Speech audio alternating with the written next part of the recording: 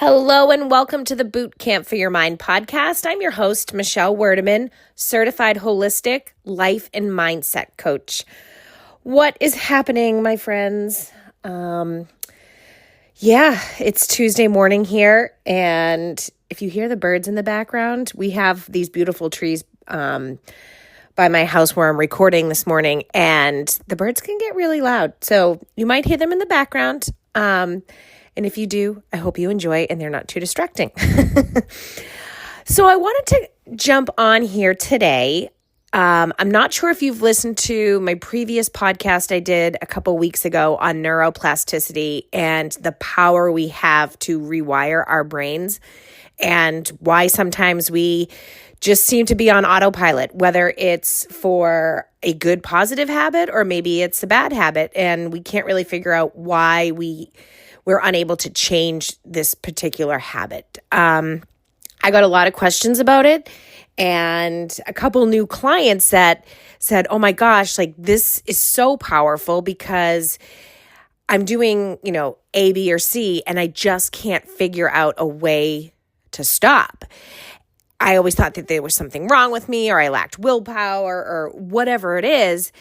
So I wanted to take this opportunity to just get a little bit more in depth on how you can start to rewire a bad habit and train your brain for a better one.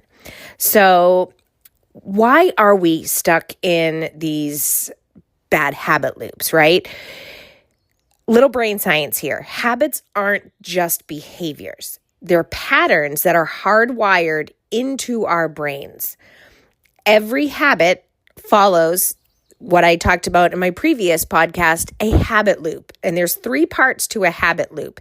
There's the cue, which means something gets triggered to create the habit. There is the routine, which is the behavior itself, what it is that you're doing.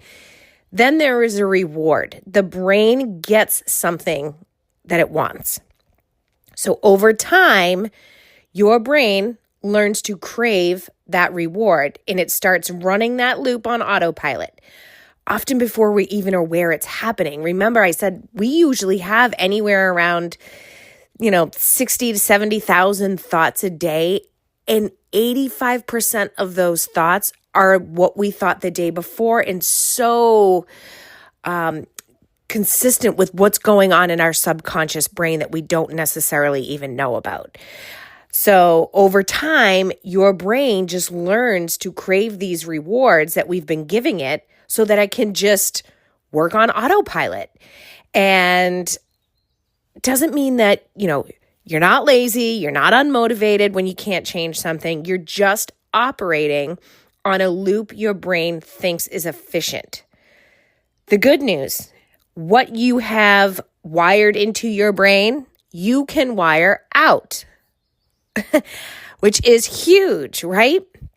I'll have people say I just can't do it. I've tried. I can't stop this. I know, my brain says you shouldn't be doing this when I really don't understand why I'm doing it to begin with, because there's part of our brain, the prefrontal cortex. You're kind of having like that devil angel fight in your own head. I know it all too well. For habits that I've tried to break. And I'm in the process of working with my own coach on my own stuff that I'm trying to better myself with and break, patterns that aren't necessarily great for me or just aren't benefiting me anymore. So why is it so hard to break a bad habit? Here's the thing. Your brain doesn't care if a habit is good or bad. It just wants consistency and comfort. When you're stressed, tired, anxious, or even bored, your brain will automatically reach for the easiest path to relief, and that's usually an old, familiar habit. Our brains, going back to caveman days, or I should say even before that, but our brains are hardwired to keep us safe in the most efficient way possible and stay away from pain. Now, we've clearly evolved over the course of the years, but our brains haven't. So this is the reason why our brains look to go to something that's old, something that's familiar. It wants something that's comfort.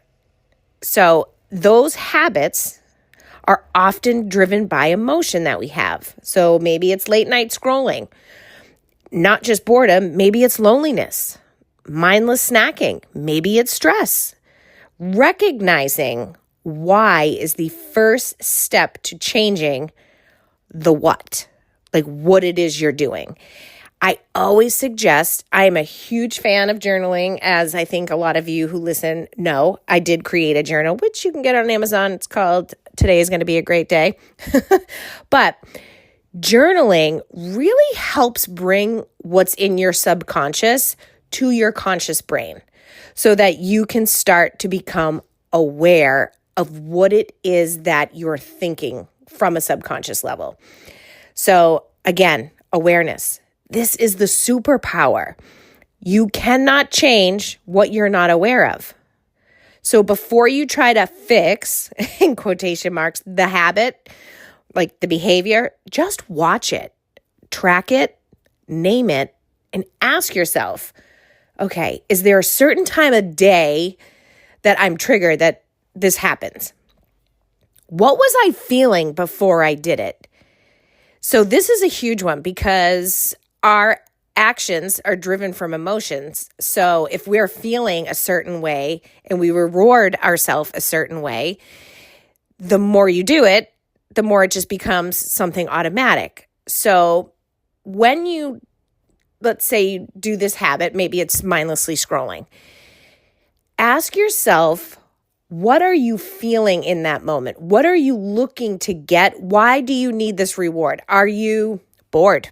Are you overwhelmed and you just don't want to think about what you have to do? Are you sad and you're just distracting your brain, which gives it that instant reward because it's not focused on the emotion that you're trying to cover?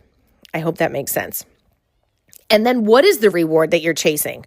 How are you hoping to feel by doing this particular habit or behavior? And journal about it. Write it all down, because the more you can just write it and look at it and be like, oh my gosh, this is super, super interesting. This is why I'm doing this. When you start to see your habits clearly, you give yourself space to choose differently. Literally. When you start to see your habits clearly as to why, what is your trigger, what is your reward, you are now giving yourself space to choose a different path. Choosing a different path will allow you to create a new neuro pathway and remove the one that is not serving you currently.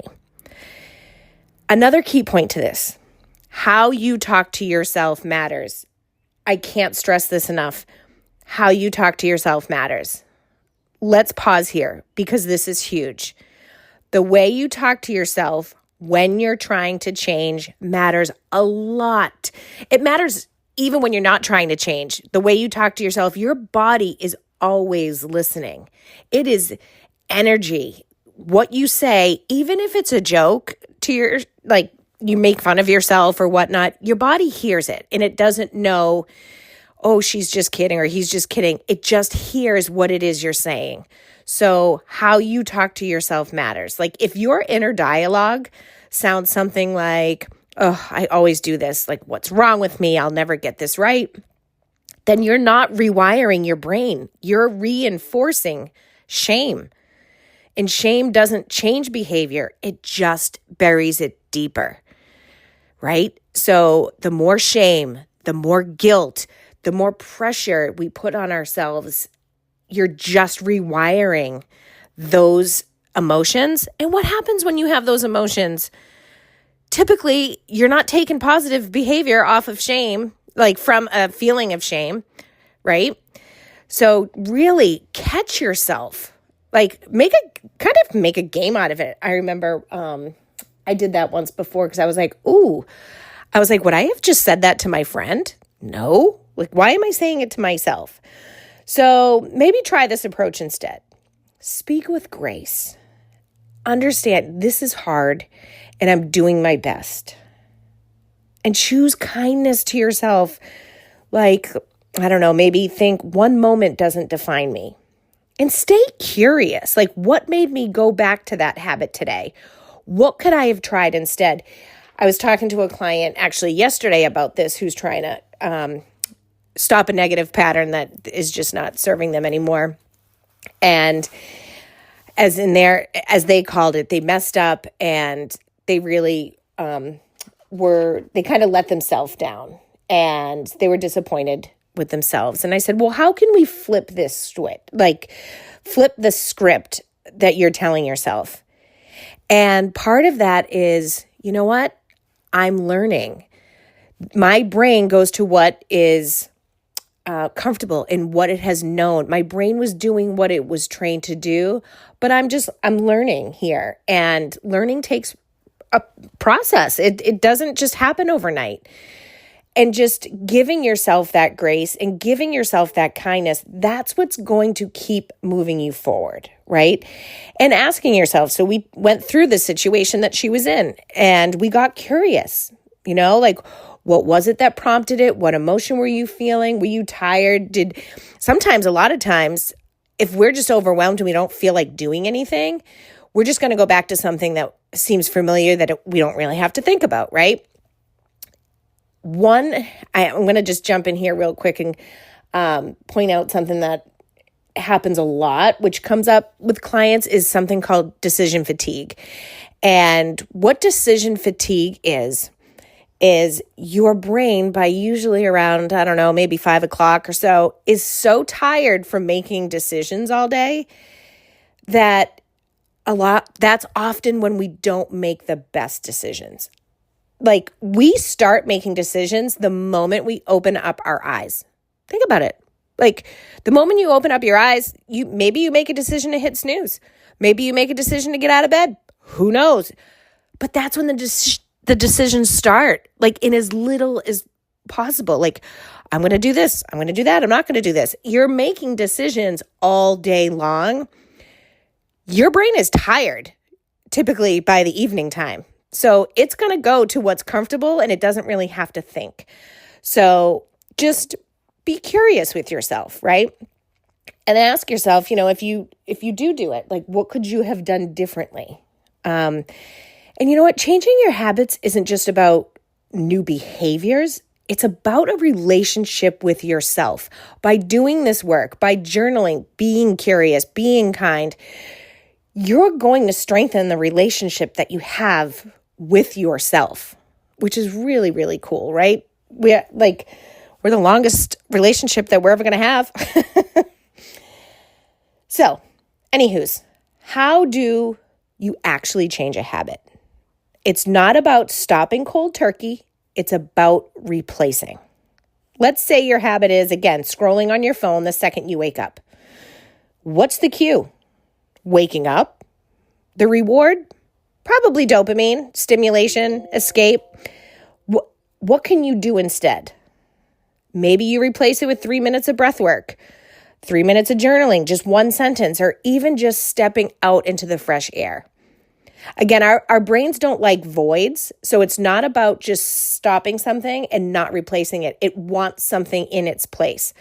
So think about a certain habit that you have. What can you change or do instead that's going to give you a reward, right? And the trick is, I mentioned it on my previous podcast, the trick is to make this new habit easier than the old one. Start small. So small, it's too easy. That's how you sneak past your brain's resistance to want to do something hard. Because every time you repeat the new behavior, you're literally creating this new neural pathway and a new default that your brain's going to go to. How do you make this new small habit stick? You do habit stacking. So link a new habit to an existing one. Like, I don't know, after I brush my teeth, I'll do 10 squats.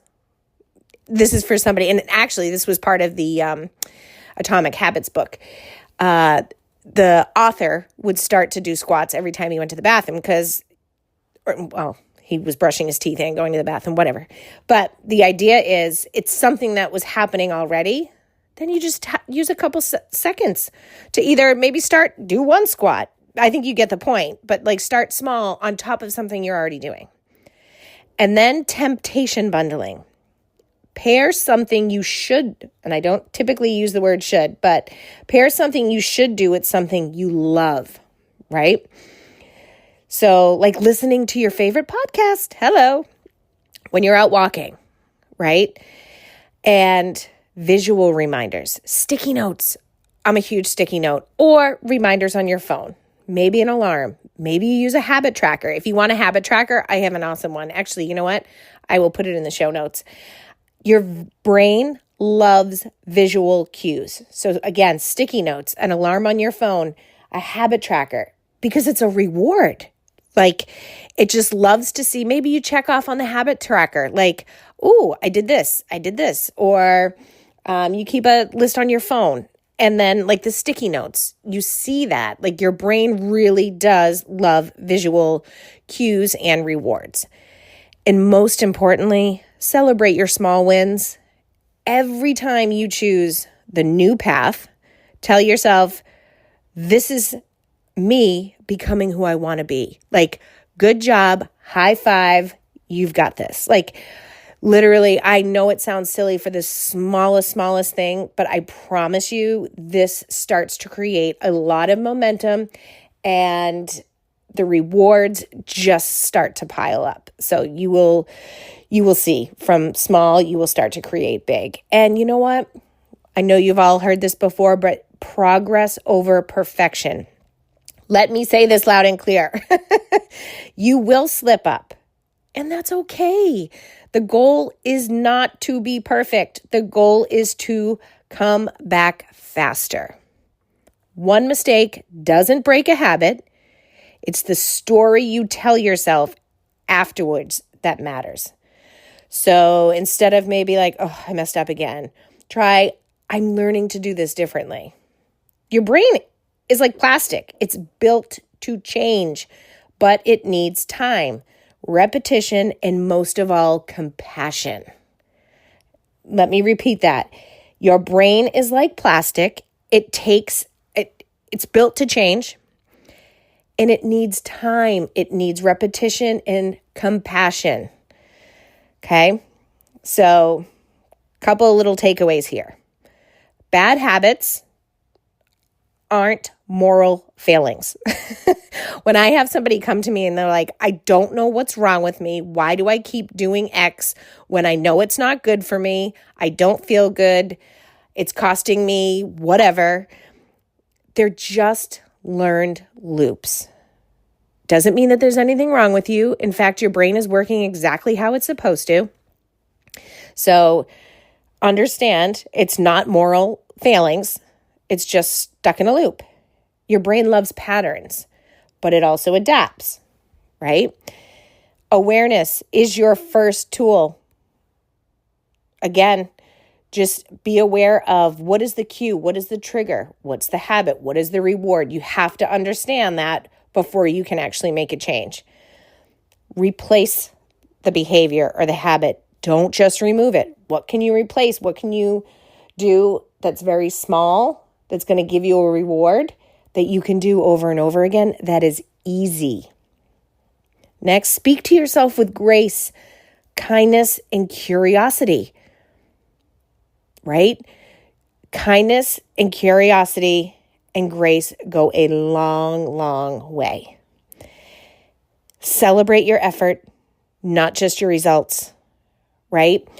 If you think about it, where is all of the learning? Where is all of the progress coming from? It's in the journey, not the final. I mean, getting to the final outcome is amazing, but where you're growing, where you're learning, that is the journey, my friends. Like that's where you're going to learn so much about yourself. You're going to strengthen the relationship with yourself throughout your journey. Changing your habits is less about fighting your brain, and it's more about teaching it something better. And that starts with how you treat yourself in the process. Friends, you got to be kind. You got to be curious. You got to be consistent. You are not defined by your old patterns. You are the person that is learning how to build new ones. And that's so huge, my friends. Like, you're the person learning how to build new ones. Remind yourself of that when you feel like you're stuck or you're not moving fast enough, right? Progress, not perfection. I love it. I could go on, but I won't. So thank you for listening. I hope wherever and whenever you are listening to this, you are having a fantastic day. And as always, I'm here. If you ever want to reach out to me, please do. You can find me on social media. Instagram is MBW Living. And on Facebook, it's Mind Balance and Wellness Living. Have an awesome day, friends, and I will talk to you soon. Bye.